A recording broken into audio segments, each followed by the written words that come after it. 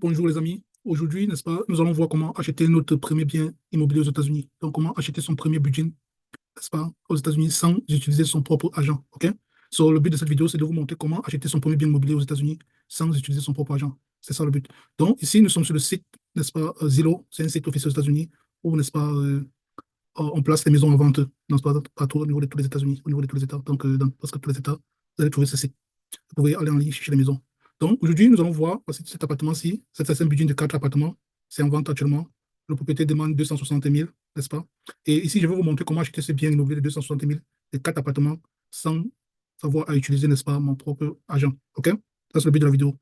Donc, qu'est-ce qu'on va faire? Dans un premier temps, on va, n'est-ce pas, aller chercher le financement créatif, n'est-ce pas? On va aller chercher le financement créatif, c'est important. Déjà, au niveau du financement créatif, il faut présenter deux options, n'est-ce pas? On a dit que le prix, n'est-ce pas, le prix de vente, n'est-ce pas, est à 60 000, 260 000, n'est-ce pas? Ici, c'est pour celui qui achète le bien pour la première fois. Donc, il n'est pas propriétaire aux États-Unis. Donc, ça, c'est pour quelqu'un qui veut se lancer, n'est-ce pas, dans l'immobilier. Donc, qu'est-ce qu'on fait? La stratégie, on va commencer par la stratégie de celui qui est nouveau, qui veut vraiment se lancer, qui va acheter son premier bien immobilier aux États-Unis sans agent. Qu'est-ce qu'il doit faire? Dans un premier temps, il faut qu'on aille chercher le financement créatif. OK? Donc, voici le financement créatif. Ça vient à un taux d'intérêt de 0%. Donc, on va l'accompagner à trouver d'abord le capital. Pourquoi on a besoin de ce capital? On va utiliser ce capital pour le down payment, n'est-ce pas, 5%, qui représente 13 000, et le closing cost de 10 000 dollars.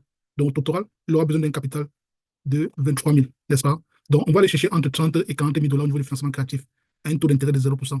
Et alors, une fois qu'on a ce capital, il va transférer, n'est-ce pas, disons 25 000 dans son compte d'épargne, son compte courant ou son compte d'épargne, et on va aller acheter ce bien immobilier, cet appartement, ce budget de 4 appartements, n'est-ce pas, à 260 000. Donc, il va déposer ces 22 000, ces 13 000 comme down payment, et le closing cost, et notre banque partenaire va financer le reste. Donc, il aura, n'est-ce pas, une dette de 200, disons 247 000. OK? Donc, 247 000, ce sera la dette qu'il va porter ici.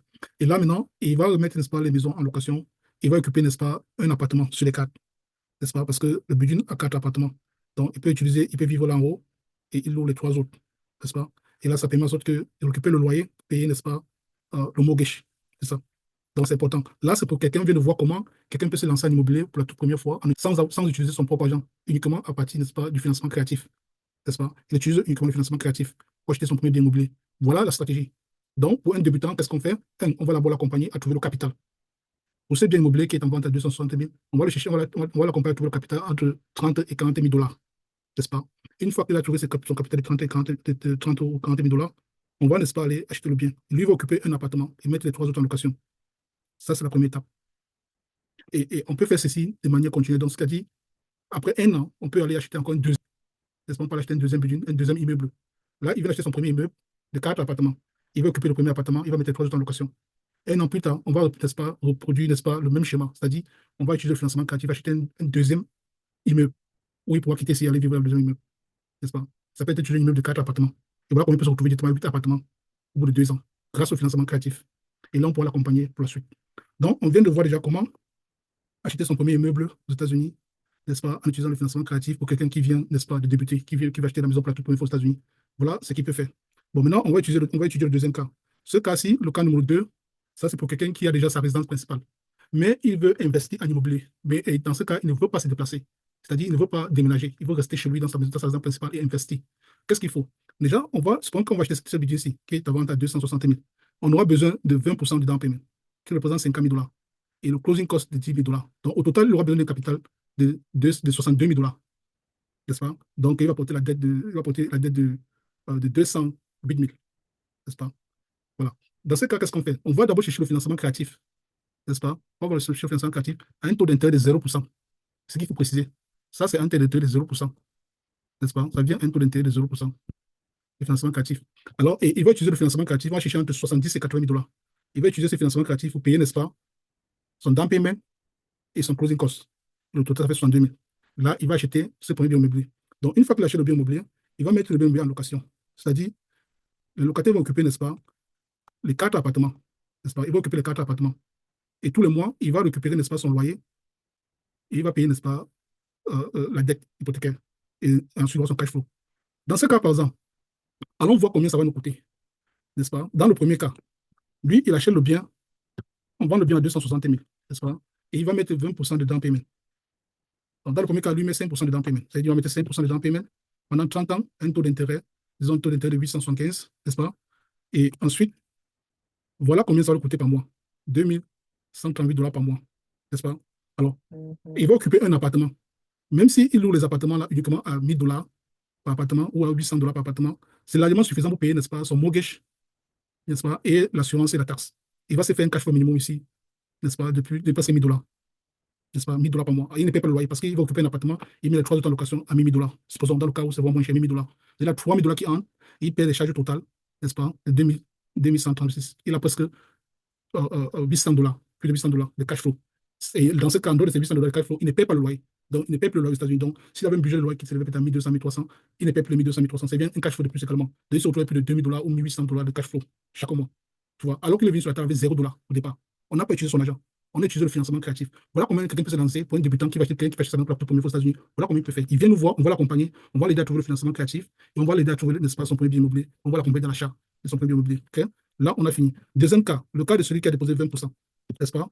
N'est-ce pas? Celui qui dépose 20%, le voici, n'est-ce pas? Là, il ne paie pas ceci. Donc, là, son monthly payment est de 1762. Il se prend qu'il loue tous les 4 appartements à 1000 $ par appartement, ça fait 4000 $. Et tout le mois, il va payer uniquement, n'est-ce pas, 1660. Disons qu'avec, n'est-ce pas, la maintenance et tout, il a rendu ça à 2000 $. Donc, tout le mois, il a ces 2000 $ de cash. OK? Il va utiliser ça pour rembourser le financement créatif, n'est-ce pas? Il accélère le financement créatif. Et ensuite aussi, une fois qu'il a fini le financement créatif, il pourra encore aller acheter un deuxième bien immobilier. Et ça, c'est bon. Donc, voilà à peu près comment vous pouvez vous lancer, n'est-ce pas, dans le business de l'immobilier aux États-Unis. N'est-ce pas? Aujourd'hui, on vient de voir comment acheter son premier bien immobilier aux États-Unis sans argent, sans avoir à utiliser son propre argent, son propre économie. OK? Nous sommes allés chercher le financement créatif pour acheter cet appartement-ci. N'est-ce pas? C'est ça. Nous sommes allés utiliser le financement créatif à un taux d'intérêt de 0%. N'est-ce pas? Voilà les deux cas. Pour un débutant, celui qui n'a pas de maison aux États-Unis, voilà comment il peut se lancer. N'est-ce pas? Et avec son cash flow, il pourra rembourser, n'est-ce pas, son financement créatif. Puisqu'il ne paie plus le loyer, il occupe un appartement dans son budget. Donc, il va utiliser, n'est-ce pas, son budget de loyer pour rembourser son financement créatif rapidement. OK? Pareil pour ce monsieur. Celui qui est dans sa résidence principale, il a utilisé le financement créatif pour acheter ça. Puisque le cash flow aussi depuis 2000 $, il va utiliser d'abord le cash flow pour accélérer d'abord le remboursement du financement créatif parce que ce n'est pas son argent. Alors que le paiement minimum du financement créatif est de 1%. Donc, s'il a pris par exemple 62 000, 1% de 70 000, 1% de 70 000, c'est 1% de 70 000, il va payer, n'est-ce pas, disons, il sera à presque 700 $ par mois, n'est-ce pas? 700 $ par mois. Ça, c'est 1% de 70 000. Et ici, il sera à presque 1% de 40, donc il est ici à presque 400 $ par mois. Donc, 400 $ par mois, n'est-ce pas? Là, il a 400 $ par mois de minimum paiement. Et lui, il est ici à 700 $ par mois. Voilà combien ça va coûter le financement créatif pour le remboursement. Ça vient de l'intérêt de 0%.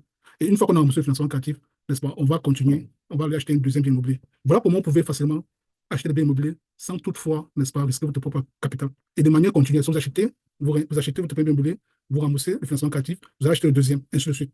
Ça fait en sorte que vous n'avez pas de problème de liquidité.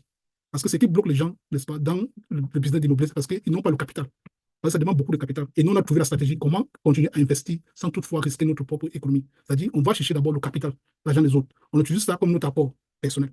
C'est ça. Dans le 40 000 là, ça on utilise comme notre apport personnel. Et on va déposer, n'est-ce pas, pour acheter le bien immobilier.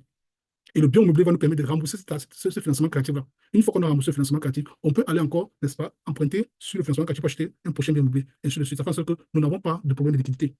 OK? Et le financement créatif peut se lever 2 fois par an. On peut lever le financement créatif tous les 6 mois, toujours à un taux d'intérêt de 0%. Donc, ça nous permet d'avoir le capital de manière continue. Donc, on a toujours du capital pour continuer à investir, à saisir les opportunités. Là, on vient de voir, n'est-ce pas, ce cas pratique, un montant, dans ce cas pratique, pour une maison qui ne coûte pas vraiment énormément cher. OK? Et pour l'appliquer pour toute notre maison. C'est la même stratégie. On va chercher le financement créatif pour le down payment et ensuite on utilise ça pour acheter la maison. Et la maison, n'est-ce pas, on met le locataire, on récupère maintenant le loyer, on rembourse le financement créatif, la dette hypothécaire. Une fois qu'on a remboursé le financement créatif, on va acheter la prochaine maison.